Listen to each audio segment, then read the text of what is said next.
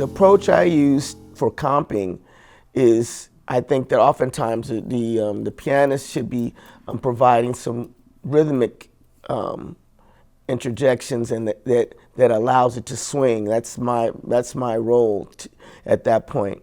And what I benefited from is actually my dad teaching me some very sophisticated voicings that lay well in the hand for someone who's just a beginner. It allows you to not sound like you're just playing everything in root position. You know, like for ninth chord, in the right hand, you'd have, with the thumb, you'd be playing the seventh, and then second finger, 9, third finger, the third, and the fifth. So that gives you that major 9 voicing. And you can, I always have, my dad did too, have everybody play in the circle of fourths because a lot of compositions go that way. That I can play with my left hand as I'm improvising. Or if there's a bass player there, some people play those same things just an octave apart. Or you can have your left hand playing the third and the seventh, you know. Once you get some voicings, you know, underneath your fingertips, then you can explore yourself and see how you want to invert it, or if you want to add a note, if you want to leave something out. And it just changes the quality of the chord depending on what's happening as well. And then, you know, it's always good to like learn the melody of the song.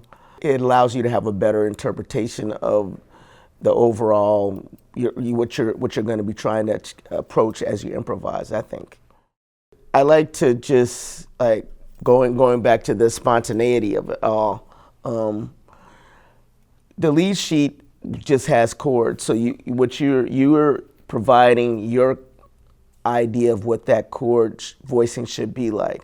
The ones that I was taught usually typically work in generic format. Another book that I got an opportunity to work with the great Frank Mantooth, who was a great arranger, highly published, and there's a book he had out called Miracle Voicings, and you know you see how things can triads are just a wealth of information. Just playing a major triad over any bass line, you'll get a different chord, you know. So those are kind of some fun devices you can use too.